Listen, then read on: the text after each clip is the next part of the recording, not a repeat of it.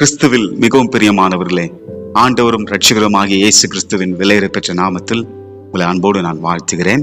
இந்த சேனல் உங்களுக்கு பிடித்திருந்தால் சப்ஸ்கிரைப் பண்ணிக்கொள்ளுங்கள். கர்த்தர் உங்களை ஆஸ்வதிப்பாராக. இந்த நாளிலே ஒரு முக்கியமான சப்ஜெக்டை குறித்து உங்களோடு கூட நான் பேச விரும்புகிறேன்.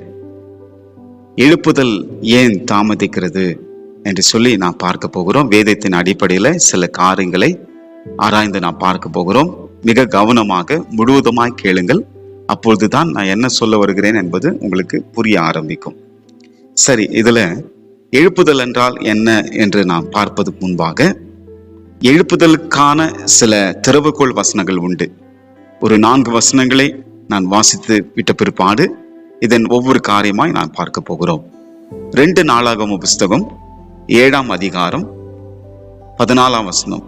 என் நாமம் தரிக்கப்பட்ட என் ஜனங்கள் தங்களை தாழ்த்தி ஜெபம் பண்ணி என் முகத்தை தேடி தங்கள் பொல்லாத வழிகளை விட்டு திரும்பினால், அப்பொழுது பரலோகத்தில் இருக்கிற நான் கேட்டு அவர்கள் பாவத்தை மன்னித்து அவர் தேசத்திற்கு க்ஷேமத்தை கொடுப்பேன்.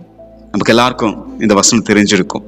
ஆண்டவர் சொல்லுகிறார், என் நாமம் தரிக்கப்பட்ட என் ஜனங்கள் தங்களை தாழ்த்தி கொண்டு அவர்கள் ஜெபம் பண்ணி என் முகத்தை தேடி தங்களுடைய பொல்லாத வழிகளை விட்டு திரும்பினால் இந்த தேசத்துக்கு நான் க்ஷேமம்னா எல்லாமே செழிப்பு, அதாவது சமாதானம், சந்தோஷம், ஆவிக்குரிய வாழ்க்கையில் இருக்கிற ஆசீர்வாதங்கள் எல்லாமே அடங்கினது தான் க்ஷேமம் என்று சொல்லுவார்கள். நான் கொடுப்பேன் என்று ஆண்டவர் இந்த இடத்துல வாக்கு பண்ணியிருக்கிறார். அப்போ தேவம் நாமம் தரிக்கப்பட்ட மக்கள் ஒன்று கூடி தங்களை ஆராய்ந்து பார்த்து அவர்கள் ஜெபிக்கிற அந்த வேளையில் தானே ஆண்டவர் தேசத்துல ஒரு எழுப்புதலை நான் கொண்டு வருவேன். அப்போ தேசத்தில் எழுப்புதல் உண்டாகும் போது அது எல்லாமே பாதிக்கும். தேசத்தின் சகல காரியங்களிலும் அது பாதிப்பு உண்டாக்கும். அரசியலில் பாதிப்பு உண்டாக்கும், மக்கள் மத்தியில பாதிப்பு உண்டாக்கும். முதலாவது திருச்சபைகளில் அந்த எழுப்புதல் வந்த சமயத்துல உலகத்தில், தேசத்தில், மற்ற எல்லா காரியங்களிலும், பொருளாதாரங்களிலும் அது பாதிப்பு உண்டாக்கும். அதை தான் இந்த வசனம் சொல்லுகிறது. அடுத்து சங்கீதம் 85:6ஆம் வசனம் வாசிக்கிற கவனிங்க.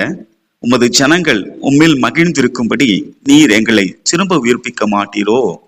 சங்கீதக்காரன் சொல்லுகிறான், தேவனே, உம்முடைய மக்கள் மகிழ்ச்சி இல்லாத இருக்கிறார்கள், உம்மில் மகிழ்ச்சி இல்லாத இருக்கிறார்கள்.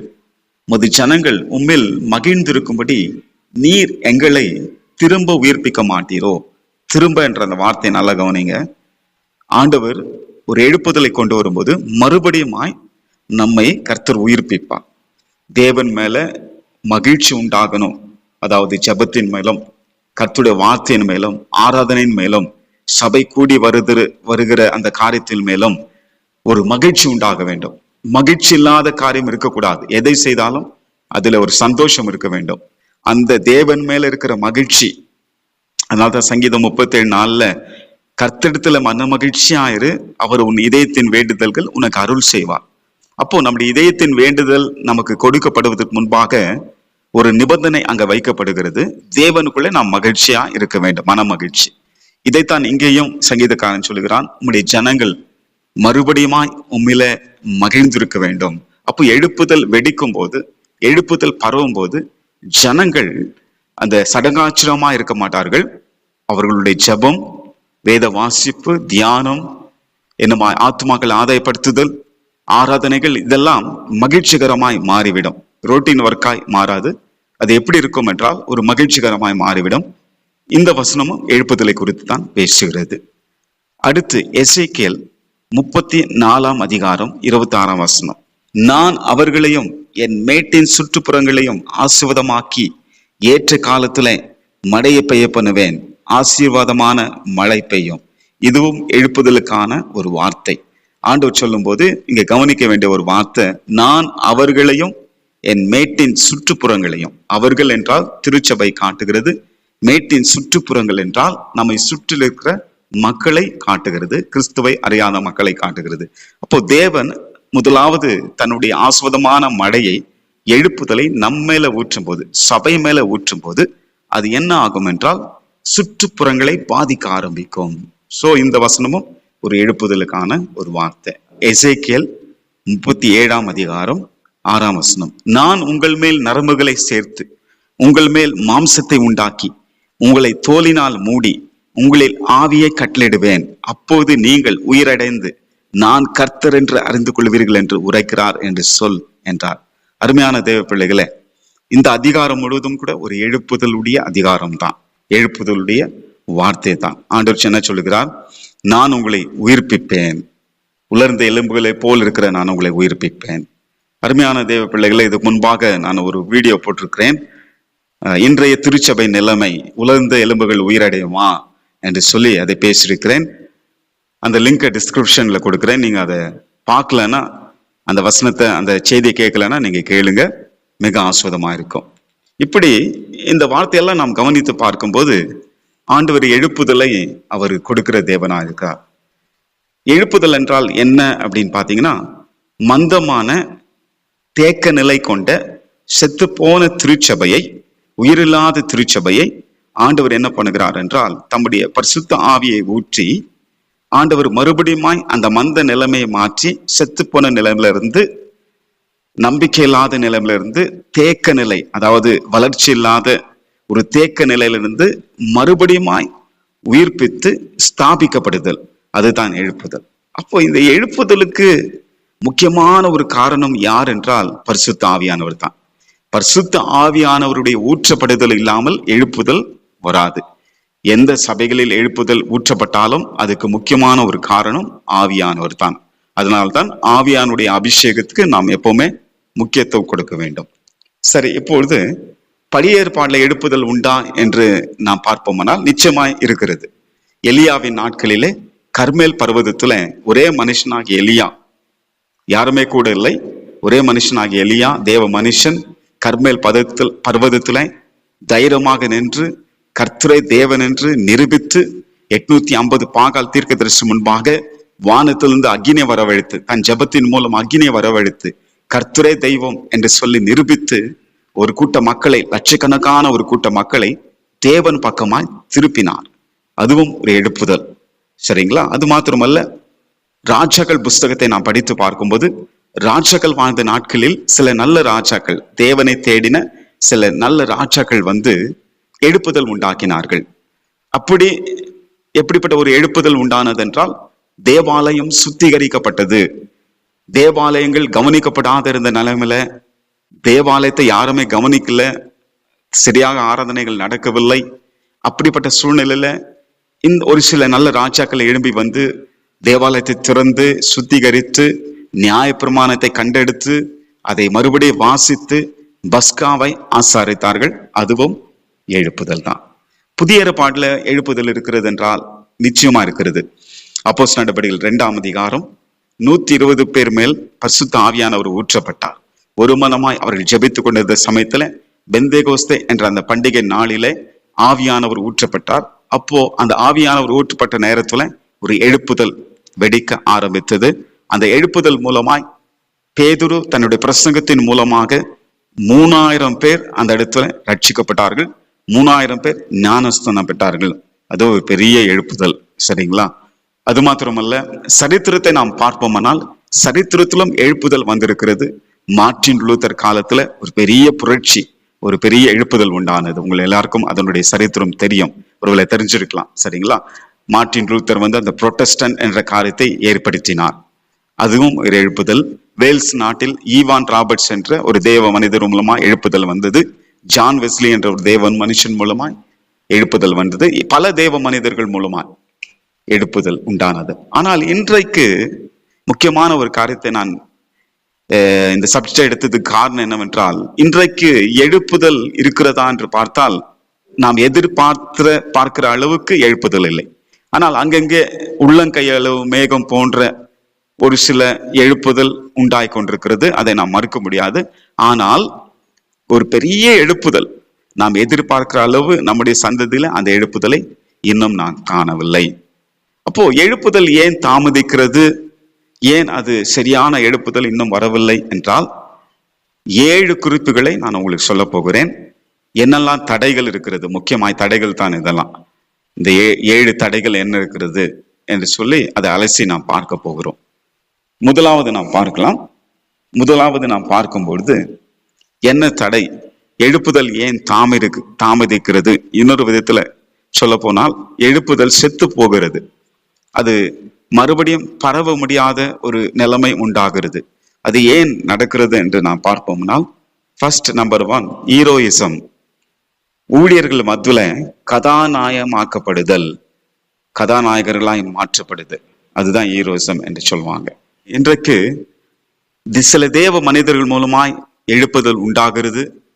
எழுப்புதல் எப்பவுமே தேவ ஊழியர்கள் மக்கள் கூட்டம் மூலமா தான் எழுப்புதல் உண்டாகும்.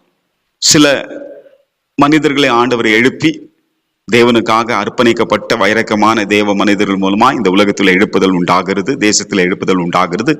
ஆனால் அவர்கள் எல்லாருமே ஒரு இன்ஸ்ட்ருமெண்ட் தான். எல்லாருமே தேவனால் பயன்படுத்தப்படுகிற ஒரு கருவி தான். ஆனால் அந்த கருவியை நாம் வணங்கக்கூடாது. அந்த கருவி சாதாரண ஒரு கருவி தான். தேவ ஊழியர்கள் எல்லாமே சாதாரண மக்கள் தான். ஆனால் இன்றைக்கு எழுப்புதல் ஏன் தாமதிக்குது என்றால், ஊழியர்களை இன்றைக்கு ஹீரோயிசமாய் பண்ணிவிடுகிறார்கள். ஊழியர்களை மிகைப்படுத்தி மேன்மைப்படுத்தி அவர்களை ஹீரோ நிலைமையில வைத்து விடுகிறார்கள். தேவனை விட்டு விடுகிறார்கள். தேவனை அவர்கள் மகிமைப்படுத்துவதில்லை.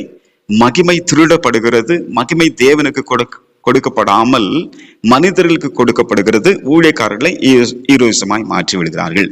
வேதத்திலும் எழுப்புதல் உண்டான சமயத்துல என்ன நடந்தது என்று நான் சொல்லுகிறேன். பேதுரு யோவான் மூலமாய் ஒரு பெரிய அற்புதம் நடந்தது. பிறப்பிலிருந்து 2 கால் இல்லாத ஒரு மனிதனை இவர்கள் குணமாக்குகிறார்கள். சரிங்களா? இயேசு நாமத்தில் எழுந்து நட என்று சொல்லுகிறாங்க. நீங்க பிறகு படிச்சு பாருங்க. அப்போஸ்தலர் நடபடிகள் 3ஆம் அதிகாரம் படித்து பாருங்கள். அதுல எழுந்து நட என்று சொல்லி கையை பிடிச்சு தூக்கின சமயத்துல ஆண்டவர் ஒரு பெரிய அற்புதத்தை செய்தார். அப்ப என்ன நடந்துச்சு என்று நான் சொல்லுகிறேன். இந்த அற்புதம் நடந்த உடனே எல்லாரும் பேதுருவை ஒரு கடவுளை போல பார்க்கிறார்கள். அப்படித்தான் சொல்ல வேண்டும். 12ஆம் வசனத்துல பாருங்க, நான் வாசிக்கிறேன். பேதுரு அதை கண்டு ஜனங்களை நோக்கி, இஸ்ரவேலரே, இதை குறித்து நீங்கள் ஆச்சரியப்படுகிறது என்ன? நாங்கள் எங்கள் சுய சக்தியிலாவது எங்கள் சுய பக்தினாலாவது இவனை நடக்க பண்ணினோம் என்று நீங்கள் எங்களை நோக்கி பார்க்கிறது என்ன? 16ஆம் வசனம். அவருடைய நாமத்தை பற்ற விசுவாசத்தினாலே அவருடைய நாமமே நீங்கள் பார்த்து அறிந்திருக்கிற இவனை பலப்படுத்தினது. அவரால் உண்டாகிய விசுவாசமே உங்கள் எல்லாருக்கும் முன்பாக இந்த சர்வாங்க சுகத்தை இவனுக்கு கொடுத்தது. பேதுருவை எல்லாம் முறிச்சு பாக்குறாங்க, எவ்வளவு பெரிய அற்புதம் நடந்துச்சேன்னு. அப்போ பேதுரு சொல்றார், என்ன ஏங்க பாக்குறீங்க? நான் கடவுள் கிடையாது. என் சுய சக்தியினாவது என் சுய பக்தியிலாவது இது நடக்கல. அவருடைய நாமத்தை பற்ற விசுவாசமே, அவர் நாமமே அவனுக்கு சுகத்தை கொடுத்தது என்று சொல்லி அந்த இடத்துல அந்த மனித வணக்கத்தை, அதாவது ஹீரோயிசம் பண்ணுகிற அந்த காரியத்தை தடுத்து நிறுத்தினார் பேதுரு.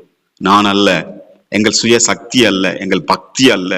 பாருங்க, அங்க அந்த பக்தி கூட சொல்றாரு. நாங்க ரொம்ப பக்தியா இருந்ததுனால இது அற்புதம் நடக்கல.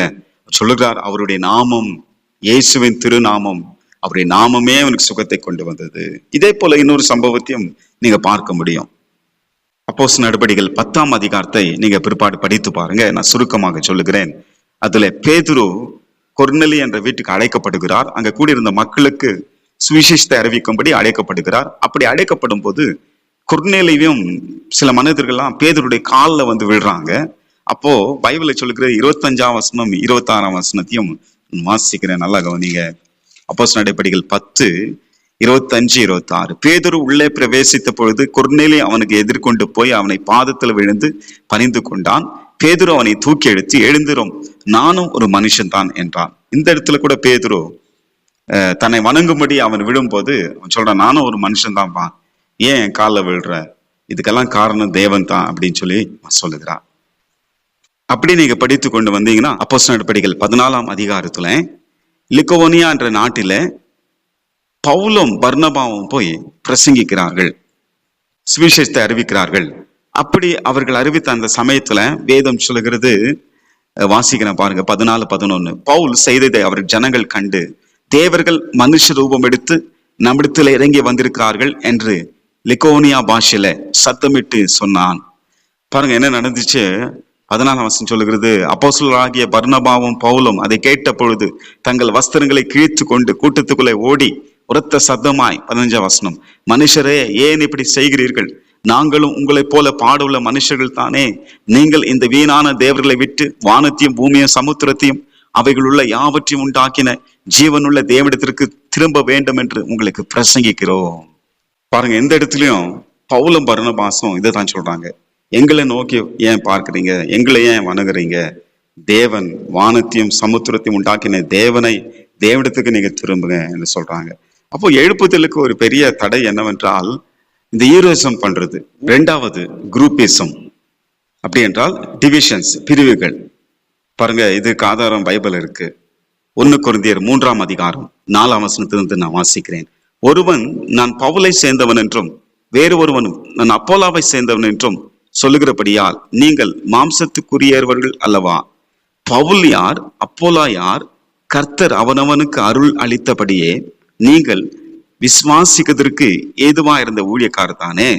நான் நாட்டேன், அப்போலா நீர் பாய்ச்சினான், தேவனே விளைய செய்தார். பாருங்க, இந்த இடத்துல ஒரு பிரிவினை ஏற்படுத்துறாங்க. கொரிந்து சபை நல்ல ஒரு திருச்சபை தான்.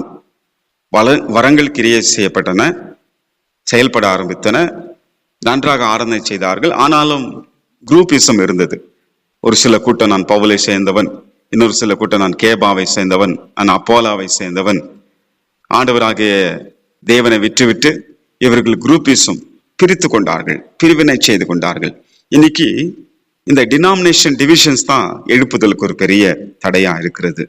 அருமையான தேவ பிள்ளைகளை, இது ஒரு கசப்பான உண்மை தான். இன்றைக்கு நீங்க பாத்தீங்கன்னா நிறைய டிவிஷன்ஸ் இருக்கு இல்லைங்களா, நிறைய டினாமினேஷன்ஸ் இருக்கு. அதெல்லாம் மனிதன் கண்டுபிடித்தது தான். பேப்டிசம் பற்றி அதிகமாய் வலியுறுத்தி பேசினதால பேப்டிசம் சர்ச்னு வந்துச்சு. இனமாய் பார்க்கும்போது பிரதர்ன்னு சொல்லி யாருமே பாஸ்டரோ இல்லை மற்ற டைட்டிலோ கூப்பிடக்கூடாது, எல்லாரும் பிரதர் தான், சகோதரர்கள் தான் சொல்லி அதிகமாக அதை வலியுறுத்தினபடினால் பிரதரன் சர்ச் என்று உண்டானது. மெத்தட்ஸ் அதிகமாக ஃபாலோ பண்ணி அந்த மெத்தட்ஸ் பயன்படுத்தியதுனால மெத்தடிஸ்ட் சர்ச் என்று உருவானது. பரிசுத்த ஆவியானவரை அதிகமாய் வலியுறுத்தி பேசுகிற அந்த ஒரு கூட்டத்தின் மூலமாய் பெந்தகோஸ்தே கூட்டம் என்று உருவானது. இப்படி நிறைய பிரிவுகள், பிரிவினைகள் மூலமாக இன்றைக்கு எழுப்புதல் தடைப்படுகிறது. அருமையான தேவ பிள்ளைகளே, இப்படிப்பட்ட இந்த டாக்டரின் சம்பந்தப்பட்ட காரியங்கள், உபதேசங்களை அதிகமாய் வலியுறுத்தி பேசுவதனால ஒரு டிவிஷன்ஸ், ஒரு பிரிவினைகள் ஏற்படுகிறது. இதற்கு மாறாக நாம் எல்லாரும் ஒருமனத்தோடு செயல்பட வேண்டும். தேவராஜ்யம் என்று நாம் அதற்குள் வந்துவிட்டால் அதுல எந்த டிவிஷன்ஸும் கிடையாது, என்ன டினாமினேஷனும் கிடையாது.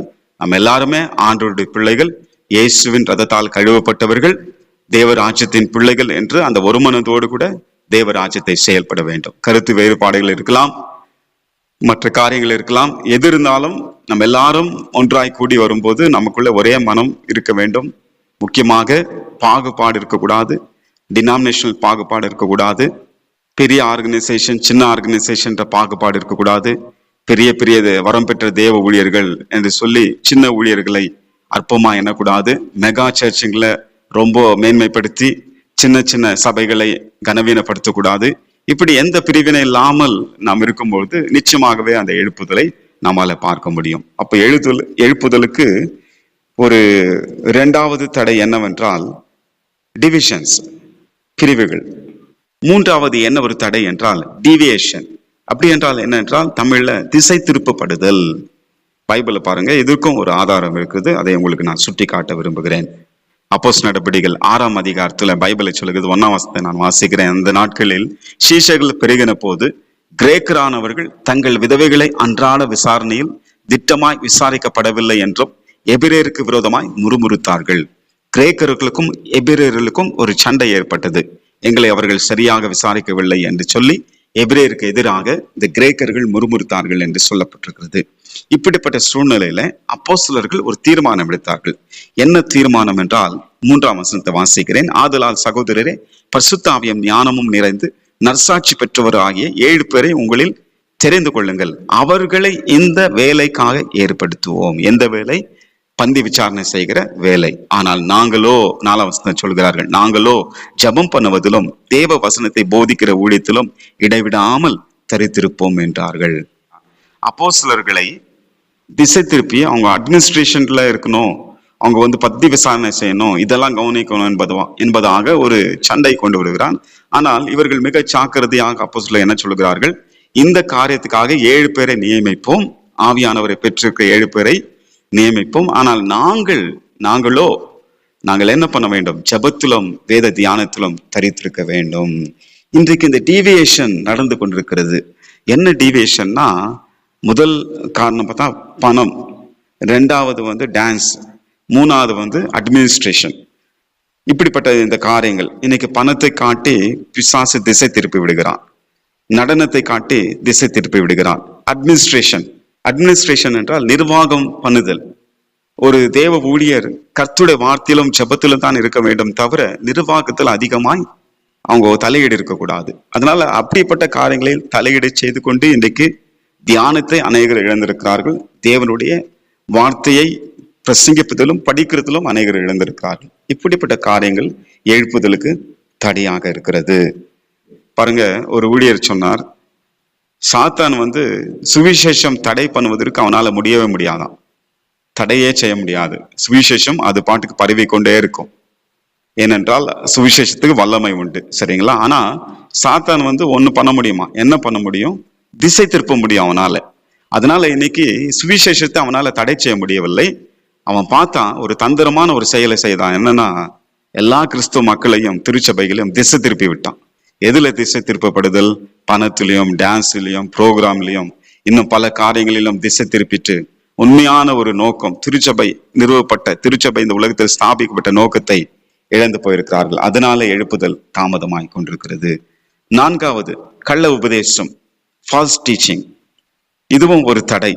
இன்னைக்கு பார்த்தா இந்த எக்ஸ்ட்ரீம் கிரேஸை பத்தி பேசுறது, கிருபை என்பது உண்மையான ஒரு டீச்சிங்ஸ் பைபிள் இருக்கு. கிருபையின் உபதேசம் என்பது 100% பைபிள்ல போதிக்கப்பட்ட ஒரு காரியம். அப்போஸ்தலனாகிய பவுல் அதை குறித்து நன்றாக அவர் போதித்திருக்கிறார்.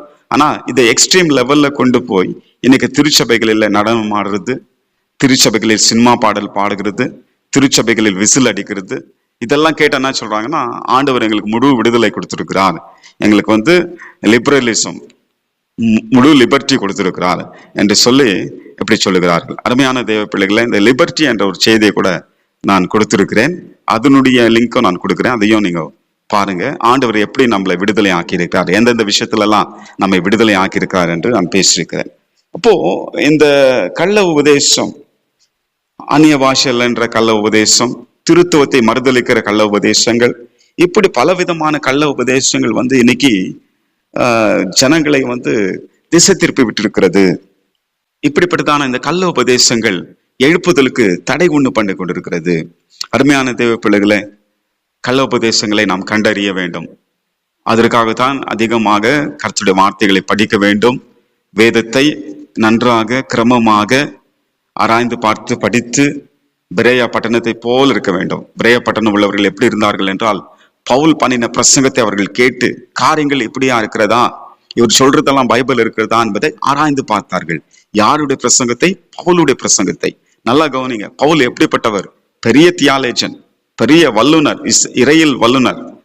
வேத புஸ்தகத்துல புதிய ஏற்பாடுல முக்காவாக இடத்தை பிடித்தவர், 13 நிருபங்களை எழுதினவர், பெரிய பெரிய சபைகளை ஸ்தாபித்தவர். அப்படிப்பட்டதான தேவ மனுஷன் போய் பிரசங்கம் பண்ணுகிறார். பிரேயா என்ற பட்டணத்தில் இருக்கிற மக்கள் இவர் சொல்றது சரிதானா என்பதை வேதம் என்ன சொல்லுகிறது என்று ஆராய்ந்து பார்த்தார்கள். எப்படிப்பட்ட மக்கள் அவங்க இருப்பாங்கன்னு யோசித்து பாருங்க. அப்படிப்பட்ட மக்களாக நாம் இருக்க வேண்டும். அப்படி நாம் இருப்போமானால் எந்த கள்ள உபதேசம் நமக்குள்ள நெருங்க முடியாது. நாம் எழுப்புதலுக்கு காரணமாக மாறிவிடுவோம். அருமையானவர்களே, இந்த கள்ள உபதேசத்தை குறித்து ஆண்டவர் பைபிள்லையும் சுவிசேஷ புஸ்தகத்துல எச்சரித்திருக்கிறார். ஒரு வசனத்தை உங்களுக்கு நான் சுட்டி காட்ட விரும்புகிறேன். மார்க் 8ஆம் அதிகாரம் அதுல 15ஆம் வசனம். அவர் அவர்களை நோக்கி, இயேசு கிறிஸ்து சீஷர்களை நோக்கி, நீங்கள் பரிசேயருடைய புளித்த மாவை குறித்தும் எரோதின் புளித்த மாவை குறித்தும் எச்சரிக்கையா இருங்கள் என்று கற்பித்தார். ஆண்டவர் உங்களுக்கு டீச் பண்றார். பாருங்கப்பா, பரிசேயருடைய புளித்த மாவு அப்படின்னா கள்ள உபதேசம். அதை குறிச்சும் எரோதுடைய புளித்த மாவு, அவனுக்கு ஒரு கள்ள உபதேசம் இருக்குது, அவனுடைய உபதேசத்தை குறித்தும் நீங்க எச்சரிக்கையா இருங்க அப்படின்னு சொல்றாரு. அப்படி என்றால் என்ன? பரிசேயருடைய கள்ள உபதேசம் எப்படிப்பட்ட உபதேசம்? அவர்களுடைய உபதேசம் லீகலிசம், சட்டங்களை, சட்ட திட்டங்களை ரொம்ப ஜனங்கள் மேல திணிக்கிறது, உண்மையான அன்பையும் நீதியும் விட்டு விட்டு பெரிய நியாயப்பிரமான சடங்காச்சரங்களை திணிக்கிறது தான் அவங்களுடைய உபதேசம். அதுக்கு என்ன சொல்லுவாங்கன்னா லீகலிசம் என்று சொல்லுவாங்க. அடுத்து இந்த ஏரோதுடைய உபதேசம் என்னன்னா லிபரலிசம். லிபரலிசம்னா மாடு அவுத்து விட்டுறாங்க பாருங்க, அந்த மாதிரி. அதாவது ஒரு டிசிப்ளின் கிடையாது, இஷ்டம் போல வாழலாம், இஷ்டம் போல பாவம் செய்யலாம், எப்படின்னா வாழ்ந்துக்கலாம். அந்த மாதிரி ஒரு டீச்சிங். இது ரெண்டையும் ஆண்டவர் எச்சரித்தார். நல்லா கவனிங்க. லீகலிசம் தப்புன்னு சொன்னாரு, லிபரலிசமும் தப்புன்னு சொன்னாரு. சட்ட திட்டங்களை கை கொண்டு அதுதான் கிறிஸ்துவ வாழ்க்கை என்று சொல்றதும் தவறுன்னு சொன்னாரு. இஷ்டம் போல வாழலாம் என்று சொல்லி இப்போ ஹைப்பர் கிரேஸ்ன்னு சொல்றாங்க இல்லையா, அந்த மாதிரி காரியமும் தப்புன்னு சொன்னார். ரெண்டுமே ஆண்டவர் திருத்தி ஒரு நல்ல சமநிலை கிறிஸ்துவர்களாக இருக்க வேண்டும் என்பதாக ஆண்டவர் வேதத்தில் போதித்திருக்கிறார். எனவே இந்த கள்ள உபதேசம் கூட இன்றைக்கு எழுப்புதலுக்கு ஒரு பெரிய தடையா இருக்கிறது. சரி, ஐந்தாவது நாம் பார்க்கும்பொழுது மெக்கானிசம் அப்படி என்றால் என்னன்னா, அதாவது எழுப்புதல் வந்துச்சுன்னா ஒரு மனசுக்குள்ள என்ன ஆகும்னா ஒரு எக்ஸைட்மெண்ட், ஒரு ஜாய், சந்தோஷம். நான் சொன்னேன் இல்லைங்களா, தேவனே நம்மில் மகிழ்ந்திருக்கும்படி, உமது ஜனங்கள் நம்மில் மகிழ்ந்திருக்கும்படி திரும்ப எங்களை உயிர்ப்பிக்க மாட்டீரோ. இன்னைக்கு மக்கள் மத்தியில நான் பார்த்த வரைக்கும், 25 வருஷமா நான் ஊழியம் செய்கிறேன், நான் பார்த்த வரைக்கும் இன்றைக்கு மக்கள் மத்தியில தேவ பக்தி குறைந்திருக்கிறது, விசுவாச துரோகம் ஏற்பட்டு கொண்டிருக்கிறது. தேவனுடைய ஆராதனையின் மேல, பைபிள் ஸ்டடி மேல ஆர்வம் இல்லை, ஆராதனை மேல ஆர்வம் இல்லை, தேவனுக்காக வாழ வேண்டும் என்ற ஆர்வம் இல்லை, ஆத்மா ஆதாயம் சுத்தமா இல்லாத போச்சு. இதெல்லாம் காரணம் என்னன்னா மெக்கானிசம், ரொட்டீன் ஒர்க் செய்யறதே திருப்பி திருப்பி செய்யறது, இப்படிப்பட்ட காரியங்கள் நடந்து கொண்டிருக்கிறது. அருமையான தேவ பிள்ளைகளை பாருங்க, இன்னைக்கு பாத்தீங்கன்னா சாங் ரைட்டர், சிங்கர்ஸ், ஒருத்தர் பாட்டு எழுதுனா எல்லாரும் பாட்டு எழுத ஆரம்பிக்கிறது, ஒருத்தர் பாடினா எல்லாரும் பாடுறது. ஏங்க, ஊழியங்கள் எத்தனையோ ஊழியங்கள் இருக்குது இல்லைங்களா, அந்த ஊழியத்தெல்லாம் செய்யாத காப்பி அடிச்சு ஒரே விதமான ஊழியங்களை செய்கிறது. இதெல்லாம் எழுப்புதலுக்கு ஒரு பெரிய தடையா. இதை எப்படி நான் பார்க்கிறேன் என்றால், இதை எப்படி சொல்லலாம் என்றால் மெக்கானிசம். இப்போ பாருங்க, மெக்கானிசம் என்றால் இன்னொரு விளக்கத்தை நான் சொல்றேன், ஒரு அர்த்தத்தை சொல்றேன். கீ கொடுத்தா பொம்மை டான்ஸ் ஆடும்னு சொல்லுவாங்க இல்லைங்களா, அந்த மாதிரி செய்யறதையே திருப்பி திருப்பி செய்யறது. இப்படிப்பட்ட ஒரு மெக்கானிசம் இருக்கிறதுனால எழுப்புதலுக்கு ஒரு பெரிய தடையா இருக்கிறது. ஆறாவது குறிப்பு, கமர்ஷியலிசம், வியாபாரமயமாக்கப்படுதல். அப்படி என்றால் என்ன? இதுக்கும் ஆதாரம் வேதத்தில் இருக்கிறது. அப்போஸ்தலர் நடபடிகள் 8ஆம் அதிகாரம் 19ஆம் வசனம். நான் எவன் மேல் என் கைகளை வைக்கிறனோ, இது யார் சொல்றது? சீமோன் என்ற ஒரு மாய விதக்காரன். ரட்சிக்கப்பட்ட பிற்பாடு அவன் சொல்றான், நான் எவன் மேல் என் கைகளை வைக்கிறனோ அவன் பரிசுத்த ஆவியை பெறத்தக்கதாக எனக்கும் இந்த அதிகாரத்தை கொடுக்க வேண்டும் என்றான். பேதுரு அவனை நோக்கி, தேவனுடைய வரத்தை பணத்தில் சம்பாதித்துக் கொள்ளலாம் என்று நீ நினைத்தபடினால் உன்னும் பணம் உன்னோடு கூட நாசமாய் போக கடவுது. உன் இருதயம் தேவன் முன்பாக செம்மையா இராதபடியால் இந்த விஷயத்தில் உனக்கு பங்கும் இல்லை பாகமும் இல்லை என்று பேதுரு சொல்லுகிறார். என்ன நடக்கிறது என்றால், பரிசுத்த ஆவியானவர் தந்தரப்படுகிறதை இவன் பார்க்கும்போது இவனுக்குள்ள ஒரு ஆசை வந்துடுது. இவன் என்ன செய்கிறான், பணத்தை கொண்டு வந்து அவர்கிட்ட கொடுத்து பேதுருவை பார்த்து சொல்லுகிறான், நானும் யார் மேல கை வைக்கிறேனோ அவங்க மேல பரிசுத்த ஆவியானவர் வரம் தந்தரப்படுகிறது, எனக்கும் அந்த வரம் வேணும் அப்படின்னு சொன்ன சமயத்துல தான் இந்த வார்த்தை சொல்லி பேதுரு திட்டார். உன் பணம் உன்னோடு கூட நாசமாய் போக கடவுது, தேவனுடைய வரங்களை பணத்தினால் சம்பாதிக்க கூடாது என்பதாக அவர் சொல்லுகிறார். இன்றைக்கு இதே மாதிரி தான் நடக்கிறது இல்லைங்களா. இன்னைக்கு பாத்தீங்கன்னா அந்த எழுப்புதலுக்கு ஒரு பெரிய தடை என்னன்னா, தேவன் வரங்களை கொடுக்கிறார், ஆனால் அந்த வரங்களை வைத்து கொண்டு அற்புதங்கள் நடக்கிறது, அடையாளங்கள் நடக்கிறது, பெரிய பெரிய அற்புதங்கள் நடக்கிறது. அதன் மூலமாய் இன்னைக்கு வியாபாரம் மயமாக்கி விடுகிறார்கள். அருமையான தேவ பிள்ளைகளே, அந்த நாட்களிலே ஒரு 20 வருஷத்துக்கு முன்பாக நான் பார்க்கும்போது நிறைய நான் காரியங்களை பார்த்திருக்கிறேன். எண்ணெய், சாதாரண அது தேங்காய் எண்ணெய், அந்த எண்ணெயை விற்பார்கள், கமர்ஷியலைஸ் பண்ணி விற்பாங்க. அதை இலவசமா கொடுக்க மாட்டாங்க. ஜப எண்ணெய் என்று சொல்லி, ஜப குட்டை என்று சொல்லி அந்த கர்ச்சிப்பு தங்களுடைய மோனோகிராம அந்த கர்ச்சிப்ல போட்டு, இந்த கர்ச்சிப் ஒரு ஜப கர்ச்சிப், இது ஒரு பிரேயர் கர்ச்சிப், இதை நீங்க போய் யாராவது பலவீனமா இருக்கிறவங்க, வியாதி இருக்கிறவங்க மேல வச்சா சுகமாயிடுவாங்க. இந்த கர்ச்சிப்பு ஒன்று இவ்வளவு விலை, இந்த தேங்காய் எண்ணெய், இந்த ஜப எண்ணெய் இவ்வளவு விலைன்னு சொல்லி எல்லாத்துக்கும் பிரைஸ் டேக் போட்டு இன்னைக்கு வரங்கள், தேவன் கொடுத்த வரங்களை கமர்ஷியலைஸ் பண்ணி கொண்டிருக்கிறார்கள். இதுவும் எழுப்புதலுக்கான ஒரு பெரிய தடை. அருமையானவர்களை, கடைசியாக ஏழாவது என்னவென்றால் தேக்க நிலை, ஸ்டாக்னிசம். இல்லை, தேக்க நிலை என்றால் என்ன? இப்போ மழை வந்துச்சுன்னா நீங்க பாருங்க, அங்கங்க சின்ன சின்ன பள்ளங்களை தண்ணி நிரம்பிடும். ஸோ அந்த தண்ணி மூவ் ஆகாது, அப்படியே ஒரு தேக்க நிலை ஏற்படும். ஸோ இன்னைக்கு எழுப்புதல் அதுக்கு காரணம் ஒரு தேக்க நிலை. எல்லாருமே சாட்டிஸ்ஃபேக்ஷன் ஆயிட்டாங்க, திருப்தி அடைஞ்சிட்டாங்க, அவ்வளவுதான் நம்ம செய்தது போதும் அப்படின்னு சொல்லிட்டு. அதனால மூமெண்ட் ஆகாமல் ஒரே நிலையில இருக்கிறார்கள். இது குறித்து பைபிள்லையும் நாம் பார்க்கிறோம். ஆண்டவராகிய இயேசு கிறிஸ்து மிக தெளிவாய் சொல்லியிருக்கிறார். அப்போஸ்தலர் நடவடிக்கைகள் 1ஆம் அதிகாரம் பைபிள் சொல்லுகிறது 8ஆம் வசனம். அதுல பரிசுத்த ஆவி உங்களிடத்தில் வரும், நீங்கள் பலனடைந்து எருசலேமிலும் யூதேயா முழுவதிலும் சமாரியாவிலும் பூமியின் கடைசி பரிந்தமும் எனக்கு சாட்சிகளா இருப்பீர்கள் என்று சொன்னார். ஆனா உண்மையில எங்கோ அப்படி இருந்தாங்களான்னா ஆரம்பத்துல இல்லை. என்ன பண்ணாங்க, எருசலேம்ல எழுப்புதல் வந்த உடனே அங்கேயே தங்கிட்டாங்க. ஆனா ஆண்டவருடைய நோக்கம் என்ன, அங்க தங்கக்கூடாது, நீங்க உலகமெங்கிலும் போனோம் அப்படின்னு சொன்னாரு. ஆனா இவங்க அதை கவனிக்கல, அதை விட்டுட்டாங்க, ஆண்டவருடைய கட்டளை விட்டுட்டாங்க. பிறகு 8ஆம் அதிகாரத்துல நீங்க வந்தீங்கன்னா 1ஆம் வசனத்துல வேதம் சொல்லுகிறது, சபைக்கு ஒரு துன்பம் ஏற்பட்டது. அப்போ அந்த வசனத்தை நான் படிச்சு காட்டுறேன் பாருங்க. அந்த துன்பம் ஏற்பட்ட சமயத்துல என்ன நடந்துச்சாம், பைபிள் சொல்லுகிறது 1ஆம் வசனம். அவனை கொலை செய்வதற்கு சவுலும் சம்மதித்திருந்தான். அக்காலத்திலே, நல்ல கவனிங்க, அக்காலத்திலே எருசலேமில் உள்ள சபைக்கு மிகுந்த துன்பம் உண்டாயிற்று. அப்போஸ்தலர்கள் தவிர மற்ற யாவரும் யூதாயா சமாரியா தேசங்களில் சிதறப்பட்டு போனார்கள். 4ஆம் வசனம், சிதறி போனவர்கள் எங்கும் திருந்து சுவிசேஷ வசனத்தை பிரசங்கித்தார்கள். ஆண்டவர் ஒரு உபத்திரத்தை கொண்டு வர்றார். ஒரு உபத்திரத்தை கொண்டு வரும்போது அப்போ அந்த இடத்துல என்ன பண்றாங்கன்னா, அப்போஸ்தலர்கள் தவிர மற்ற எல்லாரும் சிதறி போனாங்களாம். எல்லாம் கூட உக்காண்டாங்க. அப்படியே என்ன தேக்க நிலை ஏற்பட்டுச்சு. இப்போ இந்த துன்பம் வந்த சமயத்துல, உபத்திரம் வந்த சமயத்துல எல்லாரும் சிதறி போனாங்க. அப்படி சிதறி போனவர்கள் பைபிளை சொல்லுது எங்கும் திரிந்து சுவிசேஷம் அறிவித்தார்கள். அப்போது யூதேயா சமாரியா போன்ற இடங்களில் சுவிசேஷம் அறிவிக்கப்பட்ட ஆரம்பித்தது. கடைசியாய் எழுப்புதலுக்கான ஒரு நபரை ஆண்டவர் கொண்டு வந்தார். பவுலை கொண்டு வந்து உலகம் முழுவதும் சுவிசேஷம் பரவ வேண்டும் என்று சொல்லி ரோம் நாட்டு வரைக்கும் சுவிசேஷத்தை ஆண்டவர் கொண்டு சென்றார். அருமையான தேவ பிள்ளைகளை, தொடர்ந்து இந்த வார்த்தை இன்னொரு முறை நீங்க பிரயாசப்பட்டு கேளுங்க. எழுப்புதலுக்கான தடைகள் இதுதான். நாம் ஜெபிப்போம். எழுப்புதலுக்காக நாம் ஏற்கனவே அநேக தேவ மனிதர்கள் ஜெபித்துக் கொண்டிருக்கிறார்கள். தொடர்ந்து நாம் ஜெபிப்போம்.